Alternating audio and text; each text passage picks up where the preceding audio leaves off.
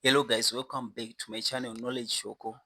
Pano pachannel guys tinokupai zvakawandisa, tinokupai zviri kuitika muZimbabwe, tinokupai ma-interviews, zvinhu zvakawanda zvatinokupai panapa. So you can check mavideos uchiona kuti uri kuda zvipi, tinokupai zvinhu zvakawandisa. So pazuva ranhasi tine interview yatinayo naMukoma Olen.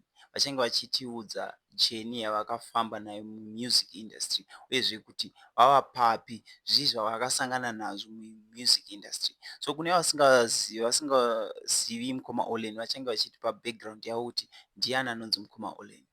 Muri sei Mukoma Olen? Wakandofara muri sei kunai baba Knowledge Aiwa Shoko. zvinhu zvese zviripo. Uri sei zuva kuno? Zuva kuno kurupisa. Kurupisa na? Hai mvura iri kuda kutonaya Handiti chaizvo.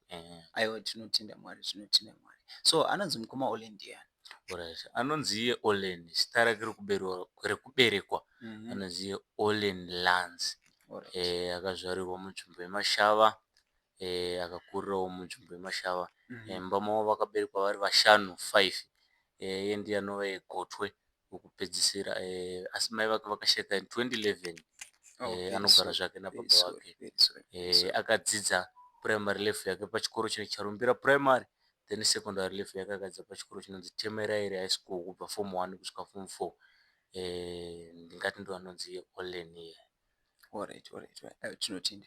So zvemusic izvi makazozvifunga rini uyezve chii chakaita kuti mupinde mumusic industry? Alright, ndingati kupinda music industry full time ndakapinda in 2020. Ndiri form 3. Alright. Ndichakaita kuti ndipindewo music industry inyaya yechido. Kuva nechido nemagitara aya. Kubva tichizvarwa tangowo nechido nawo, asi kuti umatange uri unenge usati wanatsosvikawo kuti chimwe nechimwe chine nguva yacho. But ndakazosvikawo panguva yekuti aiwa nganditange zvemagitara izvi, because ndakakurawo pamba pane gitara raivapo but ndasingagoni kuridza mai. Saka ndakazoonawo sei vakatanga kunziisa vanonziwo sei Mackenzie. Ndo vakatanga kunziisawo gitare kusvikawo tapindawo mumagitare chaizvo chaizvo. Okay, alright. Aiwa tinotenda neinformation yamuri kutipa. So mataura kuti chakaita kuti mupinde mumusic industry chii zvese matiudza. Ndoda kuziva kuti why makachuza type yemusic yamakachuza? Why chakaita kuti muwandire kumusic iyoyo? Alright, chakaita kuti ndiwandire kumusic yemagitare ndisaitawo pamwe zvana zimudhanzo kana zvana hip hop, inyaya yekuti ndo zvandee ndichitova. Alright. Ndichitongotangawo ndaitongawo nechido chemagitare zvekuti mupenyu hwangu dai ndaridza gita saMudhara Mutukudzi, dai ndaridzawo gita saMbeu, dai ndaridzawo gita saMunako, dai ndaridzawo gita saRodi, because vamwe vandiri kutaura Munako naRodi maguys mabrothers angu emunomu muMashava. Saka ndingati ndo zvakungoitawo kuti ndidewo magitare because ndiri munhu anofarirawo kuteerera music yana Mudhara Mutukudzi, vana Willis Watafi, vana Mukomba, mamusician akangosiyana siyana anoridza music Afrofusion, jazz, vana Rumba. Ndoteerera music yakasiyana siyana but ndakangochuzawo kuda kuridzawo gita because of chido. Alright, tiri ipapo mataura kuti mune mabrothers enyu ari muno Mashava akaita kuti muvafarire because vairidzawo music yamuri kuridza. Ndoda kuti mumbotiudza kuti munzvimbo yeMashava vanhu vari kuitorawo sei music yenyu? Vari kuitambira zvakanaka here munzvimbo yeMashava kana kuti havasi kuitambira? Alright, munzvimbo meMashava muno, first of all inini handisati ndava neband. Alright. But toshanda iko zvimwe tokushanda namunzi Skimbo, the Afrobeats band. Alright. Ndichiridza acoustic nemabacking vocal. At the same time ndoshanda funa nonzi Munako and Identity band. Ndichiridza acoustic guitar nemabacking vocal. But vanhu vanotambira music muno Mashava isingaiti. Pakaitawo show vanhu vanouya. Alright. Ndifara tiri pamwe. Avanosapota nangu zvekutaura ipapo. Alright. Tapanzwisa ipapo. So besides kuva muMashava pamunenge muchienda out muchirova music yenyu, vanhu vari kuitambira sei outside from Mashava? Vari kuigamuchirawo sei music yenyu? Seshona inotaura kuti hanzi chikomo chiremerera kune vari kure. Alright. Vari pedyo vanotamba nazvo. Zvinotozosiyana. Taenda kunze kumashows vanhu vanotonyanya kufara more than vanhu vamuno muMashava because vanhu vasingakuzivi atira unoita. Chokwadi. Munhu anokuziva kana kuti ndi Olen, havafanira nemunhu wavahava. Alright. saka haakunzokuvanza kutambira musi. Alright. Aiwa, tinotenda. So, mune here music yamakambotsikisa since matanga yamunoti iyi ndeyenyu kana kuti yamakaita makolabho nemaartist amambotaura pamasure muchiti mabrothers enyu mumashava. Mune makolabhos here amakamboita muri two? So inini mabrothers vanotaura Roskimbwes ndisekuru wangu. Alright. Munako ndo my brother. Vanhu vari kundiguruma music because inini sezvandataura kuti handisati ndava nebhendi ndotoridzawo mumabhendi avo, ndotoridzawo acoustic. Sekwamunako ndemasongo andakaita recording mamwe akatoti like song yake inonzi kurovhera ndindakaisa acoustic nemabhendi vocal ikoko. Kwakule vangu havo kwaRoskimbo nemaproject atakaita akawanda. Paproject atakaita rechibuku Road to Fame ndo vaiva manager ini ndichiita maleading vocal play acoustic. Band racho rinzi Afropeace Band kanokwanisa kuita number 2 rechibuku Road to Fame. So ndingati vachiri kundiguruma handisati ndava nemusic yangu, but ndichiri kugurume wavo. One of the years ndakwanisa kuita ndichiri muRoad to Fame yacho, ndakwanisa kuita band rangu nemasongs angu. Muri ipapo ndoda kuziva kuti kana kune vanhu vanenge vachida kusapotai vakatitarira izvi, ndezvipi zvinhu zvamungada kusapotwa nazvo sezvo muchikwanisa kuita zvese? Ndamboudza muchitaura kuti mune pamakamboleadha band handiti, so toda kuziva kuti ndezvipi zvinhu zvamungada kusapotwa nazvo kuti zvinhu zvenyu zvienderere mberi? Zvinhu zvandingada kusapotwa nazvo PA system. Alright. Kuva nemainstrument nePA system nesponsorship. Vanhu vanosponsa chero mashow uye vanhu vanotisvisawo kumusoro ukoko kune vari ikoko kunana chapresa kwacho ukoko. Saka vanhu vangakwanisa kuita izvozvo vanhu vemunharaunda, vanhu vane mari munharaunda ndo vangakwanisa kutisvisa ukoko chaiko chaiko. Saka ndo zvinhu zvatingadawo kusapotwawo nazvo. Alright. Toda kuziva kuti ndevapi vanhu vakakusundai kana vakakuinspire kuti muzofarira music yenyu, kuti muzova nechido nechidokwa dokwa nekuramba muri mumusic yenyu? First of all, Mudara Mutukudzi. Alright. Haatiri vapanhara. Yeah, malegend ana Mutukudzi. Mudara anoplaya guitar. Then nevamwewo vemuno munzvimbo matogara izvo ndataura vana Munako Sei Makenzi anova munhu akatamadzisa guitar. Munhu anodza guitar sei? Ndoridzawo guitar. Ndo vanhu vanondiinspire naMbeu. Mbeu chero nanhasi Mbeu anogona Mbeu chichi. Noiswa Tafi. Vana Mukomba. Saka hamatisi akawanda. Vana Mwenje Makoli kuti denda tausai. Semunhu achiri murodhi yacho ndoshuviro yangu. Okay. Toda kuti mutiudze machallenges amuri kusangana nawo mumusic industry mujeni yenyu kubva pamakatanga kusvika pamava nhasi, because machallenges enyu mukamataura achabetserawo maupcoming artist vari kuuya kuita kuti pavanopinda vanenge vachiziva kuti apo hapaendwe, apo panobaya, apo hapasvikwe. Zvese izvozvo zvinobetserawo kune akatitarira. Saka munogona kusheya machallenges amuri kusangana nawo. Alright. Machallenges andiri kusangana nawo kana kuti ari kusangana nemaartist inyaya yekuti sometimes vanhu vanosvuura vasina chavaona.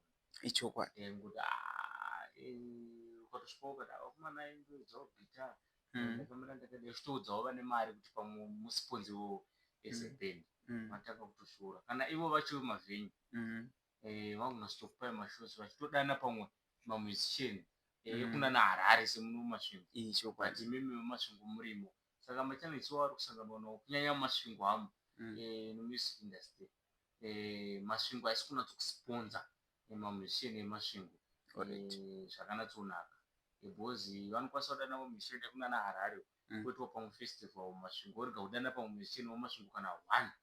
Saka machallenges vari kuwanikwa kuti support ndo iri kushota. Chinongodiwa chete chiri kutoshotera music industry in masvingo is support a local talent. Alright. So guys, tiri kuti ngatisapotei local talent. Variko maartist anditi vane zvipo but hatisi kuvasapota. Kana vakauya kunzvimbo dzenyu, vakauya kuHarare, vakauya kuGweru, vakauya kuBulawayo, vakauya kupi kwavanenge vauya, hamusi kusapota guys. Guys, tinongokumbira kuti dai matisapota, sapotai malocal artist, vasapotei guys, kwese kwavari vasapotei, vanga vari kunzvimbo ipi, sapota local artist wako, musapote, sapota. So mukoma Olen, tatichikumbirawo kuti mumbotiridzira mafreestyle kuti mhuri yeZimbabwe vambonzwa kuti munokwanisa kuzviita zvinhu izvi, hamuudzirwi, munokwanisa kuzviita ende zviri muropa.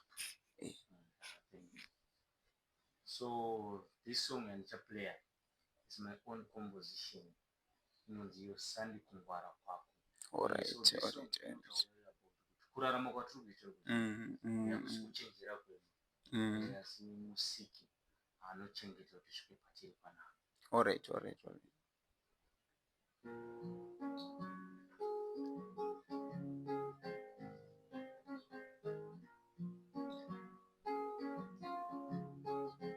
Sandi Kungwara Kwako iwe, Sandi Kungwara Kwako iwe,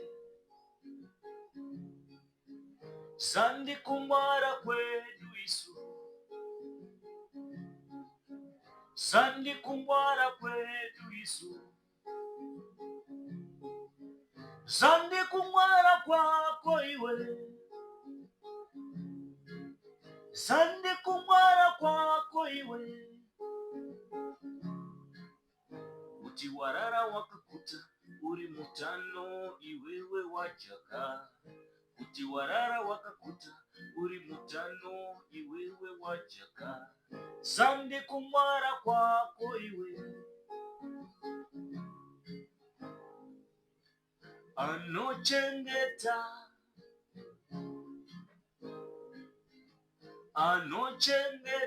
musiki, haripo anochengeta, Sandi Kungwara kwedu isu, Sandi Kungwara kwake uyo.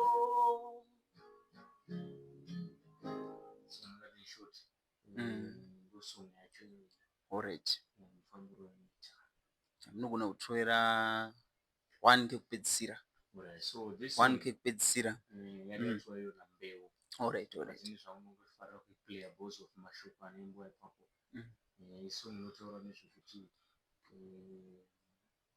Kwatiri kubva nekwatiri kuenda ticharamba takashinga pane zvatichiita.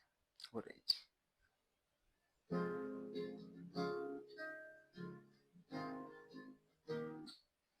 Ndikatarisa kwandabva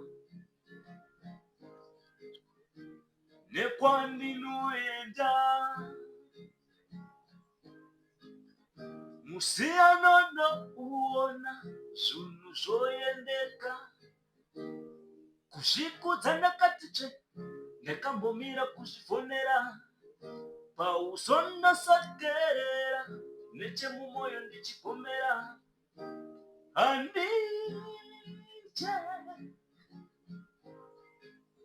handivhunduka iwe,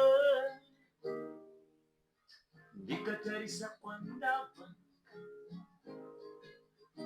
nekwandinoenda.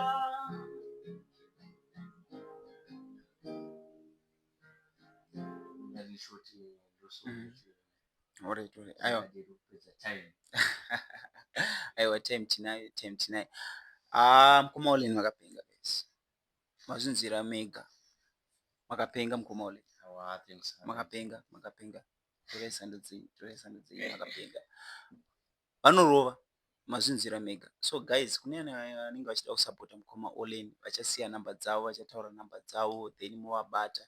Guys, panamba idzi dzatiri kupa idzi hadzizongopa mukoma Olen sando. Ndedze business. It's for business guys. Vanhu vari serious nebusiness. Vanoda kushanda namukoma Olen. Kana uchida kusapota mukoma Olen, namba dzavo vachakusiyira. Kana uchida kuappreciate, kana uchida kudonata kuna mukoma Olen, ne any instrument yaungati ndoda kumudoneta una mukoma online namba vachasiya, then munongodi munongosenda. You are free kusenda namba kusenda anything kuna mukoma online muchiva appreciata nebasa rese ravari kuita, muri kuvanzwa. Kana uchida kuvadana kubhendi rako zvakare namba vachakusiyirai, then modi mushanda navo. So mukoma online nguva ino ndinokusiyira kwamuri. Alright, so number first of all ndaisa necode vocho vari kunze vanoda kubata, so +263 78 970 3436 +263 78 970 3436, then kuzouyawo vanenge vari muZimbabwe just 078 970 3436 dzedzakangofanana but ndangoisa wangu necode. Then paYouTube tingonyora kuti Olen Mutiti, panobudawo chimwe mavideo zvandichiisa ndichiplayawo masolo, then paTikTok, then paFacebook it's Olen Mutiti the acoustic guitarist. Kana rimwe page rakungonzi Olen Lands, munobata ipapo vanenge vadasa message paFacebook tichitaura hedu zvebusiness. Alright guys, aim yedu pano pachannel ndeyekubetsera upcoming artist, tichivasimudzira tichivapa platform, then vonzwika nemhuri yeZimbabwe. Kune vanenge vachida vazovabetserawo vovabetsera, ndo aim yedu. So kana une talent raunoona kuti hausi kukwanisa kusimudzirwa, ungava kumusha guys, isusu tinongofamba everywhere.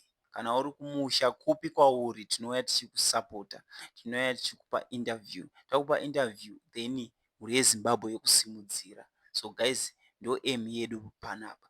Kana iri first time yako kuya pano, please subscribe, comment, share, like. Kana pari paFacebook, follow us guys, follow us, like, share content yedu guys. So ndinotendai nesupport yenyu guys, rambai muchisupporta Knowledge Shoko, rambai muchitisupporta guys. Thank you.